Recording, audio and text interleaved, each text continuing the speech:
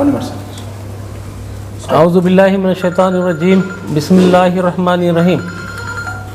अस्सलामु अलैकुम बुजुर्गों, दोस्तों और मेरे भाइयों और नौजवान वोटर्स और उसमें शामिल मेरे बुज़ुर्ग दोस्तों, आज मुझे ये बड़ी मसरत होती है आपसे मुखातिब होते हुए कि मैंने अपनी आदत में ये शामिल नहीं रखा था कि मैं किसी से मुखातिब होने की काबिलियत रखता हूँ, लेकिन फिर भी मैंने आज एक हिम्मत और हौसला जुटाया है आपसे बात करने का।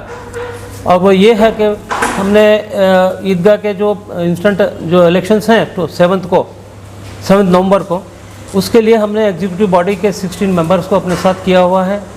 ये मेंबर्स में आपको अगर अपने पर्सनली एक को अगर जांच भी कर लें तो आपको ये मिलेगा कि इसमें हर आदमी एक अपनी हैसियत रखता है, एक शख्सियत बनाया हुआ है और इसमें कुछ काबिलियतें लिया हुआ है।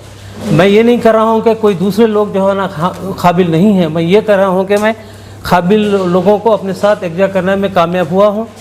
और मैं यही चाहता हूँ कि ईदगाह में जो कमेटी बनने जा रही है, बहुत ही काबिल तरीन लोग, उम्र रसीदा लोग और काबिल लोग और क़ानून जानने वाले और लोगों को कन्विंस कर सकने वाले लोगों का एक जमावड़ा हो।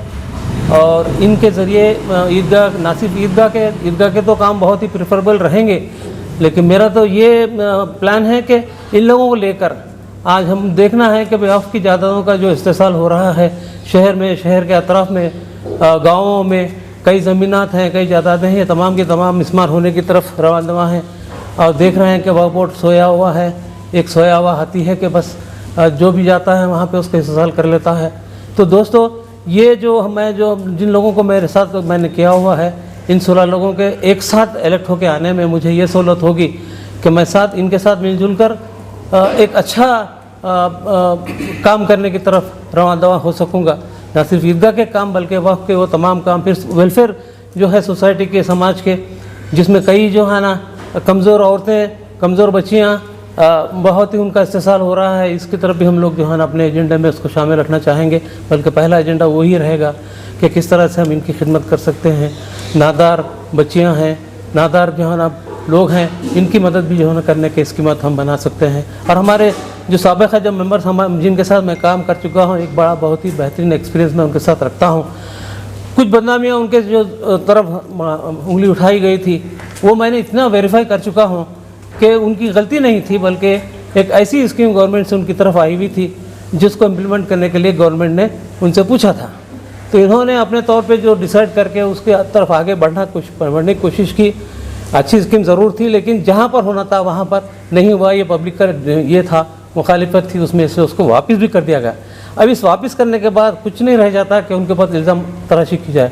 उसमें इल्ज़ाम तराशी क्यों बन पाएगी, बताइए? कहाँ कौन से फंड्स उन्होंने मिसयूज़ किया है? कुछ नहीं किया है।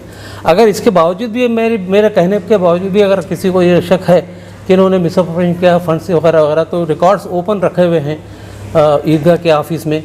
अगर वो नहीं भी दे रहे हैं तो हमसे बोलिए, हम आके आपको देने लगाएंगे या हम आपको जवाब दे रहेंगे।